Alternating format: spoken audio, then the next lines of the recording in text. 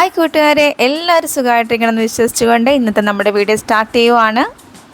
അപ്പോൾ തമിഴ്നാട്ടിലെ വെല്ലൂരുള്ള രണ്ട് പ്രധാനപ്പെട്ട സ്ഥലങ്ങളാണ് ഇന്നത്തെ വീഡിയോയിലോട്ട് നമ്മൾ കാണാൻ പോകുന്നത്. നമുക്ക് വീഡിയോയിലോട്ട് പോവാം. ചരിത്രപരമായി ഒരുപാട് പ്രാധാന്യമുള്ള ഒരു സ്ഥലമാണ് ഈ വെല്ലൂര്. ആദ്യം നമ്മൾ കാണാൻ പോകുന്നത് ശ്രീ ലക്ഷ്മി നാരായണി ഗോൾഡൻ ടെമ്പിൾ ആണ്. ശ്രീപുരം ടെമ്പിൾ എന്ന് ഇത് അറിയപ്പെടുന്നു. ലക്ഷ്മി ദേവിയാണ് ഇവിടുത്തെ പ്രതിഷ്ഠ. 2007 ഓഗസ്റ്റിലാണ് ഇത് ഭക്തർക്കായിട്ട് തുറന്നു കൊടുത്തത്. ഈ ക്ഷേത്രത്തിന്റെ പ്രത്യേകത എന്താണെന്ന് വെച്ചാൽ, ഇതിന്റെ പേരിലുള്ളതുപോലെ തന്നെ 1500 കിലോഗ്രാം ശുദ്ധ സ്വർണ്ണം ഉപയോഗിച്ചാണ് ഈ ക്ഷേത്രത്തിലെ ശ്രീകോവിൽ നിർമ്മിച്ചിരിക്കുന്നത്. രാവിലെ 8 മണി മുതൽ വൈകുന്നേരം 8 മണി വരെയാണ് ഇവിടുത്തെ ദർശന സമയം. ഇപ്പോൾ നമ്മൾ കാണുന്നത് അമ്പലത്തിന് വെളിയിലായിട്ട് സ്ഥിതി ചെയ്യുന്ന വിനായക സ്റ്റാച്ചു ആണ്. ചെന്നൈയിൽ നിന്നും ഏകദേശം 145 കിലോമീറ്റർ ആണ് വെല്ലൂരുള്ള ഈ ക്ഷേത്രത്തിലേക്കുള്ള ദൂരം. ശക്തി അമ്മ എന്നറിയപ്പെടുന്ന നാരായണി അമ്മയാണ് ഈ ക്ഷേത്രം നിർമ്മിച്ചിരിക്കുന്നത്. 100 ഏക്കറിനുള്ളിൽ സ്ഥിതി ചെയ്യുന്ന ഈ ക്ഷേത്രം ശ്രീനാരായണി ട്രസ്റ്റിന്റെ വകയാണ്. ക്ഷേത്രത്തിനോട് ചേർന്നുള്ള പാത ശ്രീചക്രത്തിന്റെ ആകൃതിയിലാണ് രൂപകൽപ്പന ചെയ്തിരിക്കുന്നത്. ഈ ക്ഷേത്രത്തിലെ ശ്രീകോവിൽ പൂർണ്ണമായും സ്വർണ്ണ നിർമ്മിതമാണ്. ക്ഷേത്രത്തിന്റെ കോമ്പൗണ്ടിനുള്ളിൽ തന്നെ വണ്ടി പാർക്കാനുള്ള സൗകര്യങ്ങളെല്ലാം ഉണ്ട്. പിന്നെ നമ്മുടെ ക്യാമറ, ഫോണ്, നമ്മുടെ ലഗേജ് എല്ലാം ഇവിടെ ഒരു കൗണ്ടറിൽ സേഫായിട്ട് വെച്ചതിന് ശേഷം മാത്രമേ നമുക്ക് ദർശനത്തിന് പോകാൻ സാധിക്കുകയുള്ളൂ.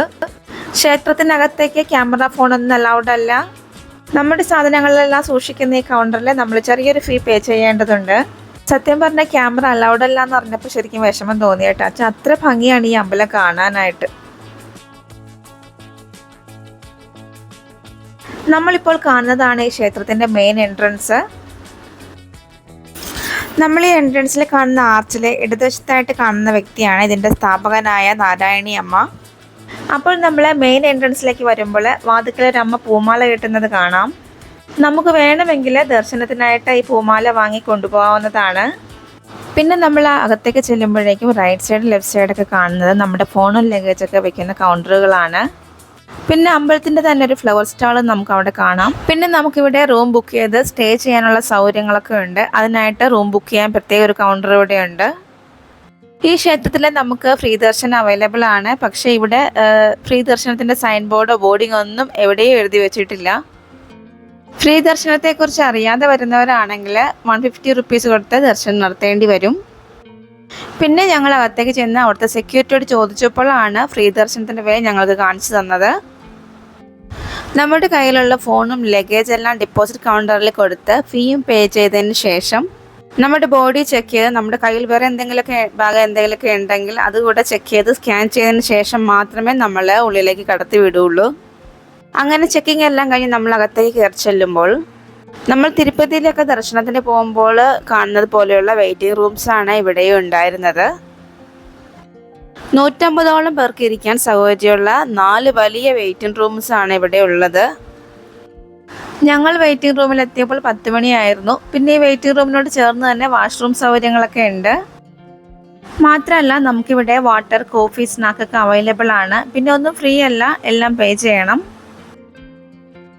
ഏകദേശം ഒരു മണിക്കൂറിന് ശേഷം 11 മണിയായപ്പോഴേക്കും ഓരോ വെയിറ്റിംഗ് റൂംസും തുറന്ന് ആളുകളെ ദർശനത്തിനായിട്ട് കടത്തിവിടാൻ തുടങ്ങി. ദർശനത്തിനായിട്ട് നമുക്ക് ഏകദേശം 1 കിലോമീറ്റർ നടക്കാനുള്ള പാതയാണ് ഉള്ളത്. അത് ശ്രീചക്രത്തിന്റെ ആകൃതിയിലാണ് ഇവിടെ നിർമ്മിച്ചിരിക്കുന്നത്.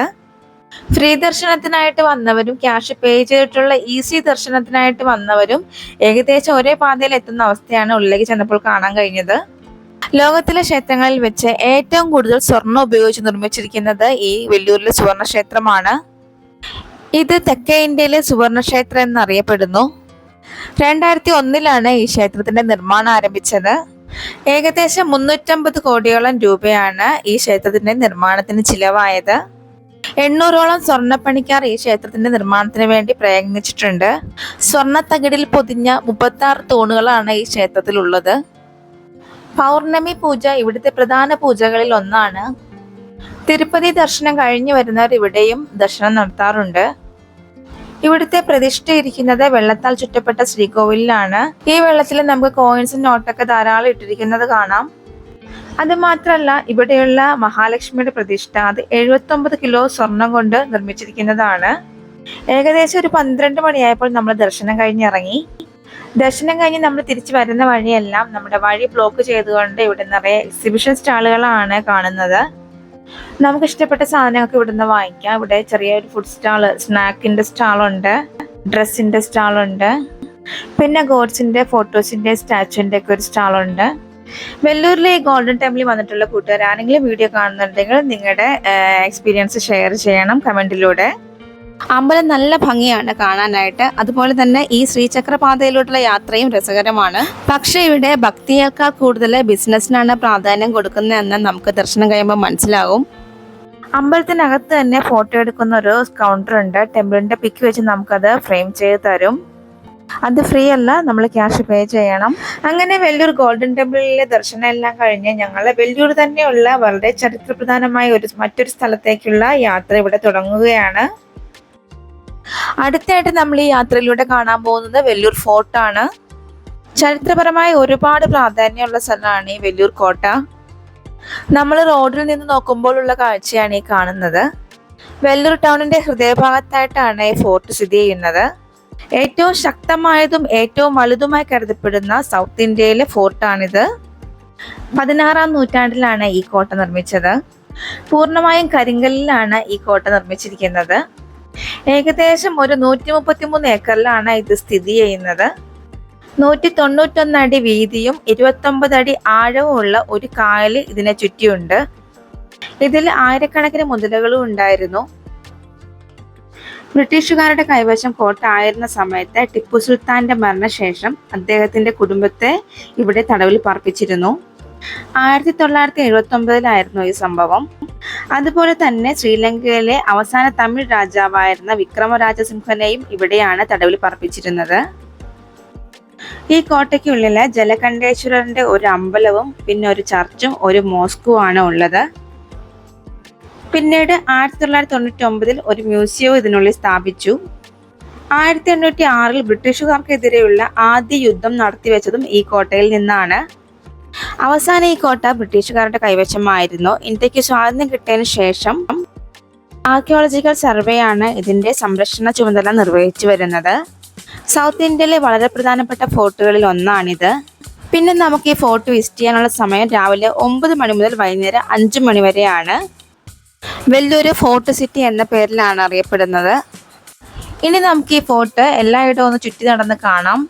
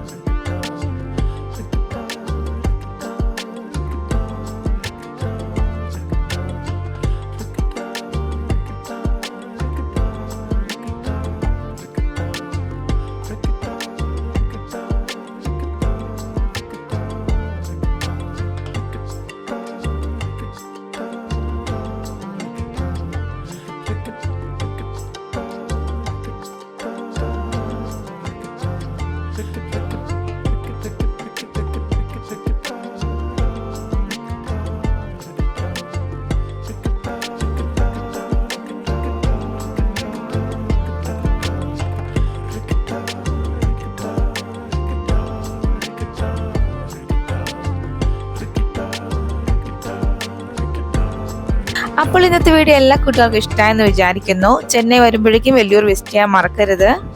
ചാനൽ ആദ്യമായിട്ട് കാണുന്ന കൂട്ടുകാരുണ്ടെങ്കിൽ സബ്സ്ക്രൈബ് ചെയ്ത് സപ്പോർട്ട് ചെയ്യണം. വീഡിയോ ഇഷ്ടമായെങ്കിൽ ലൈക്ക് ചെയ്യാനും കമൻറ്റ് ചെയ്യാനും മറക്കരുത്. വീണ്ടും പുതിയൊരു നല്ല വീഡിയോ ആയിട്ട് കാണുന്നവരെ ബൈ. Thanks for watching.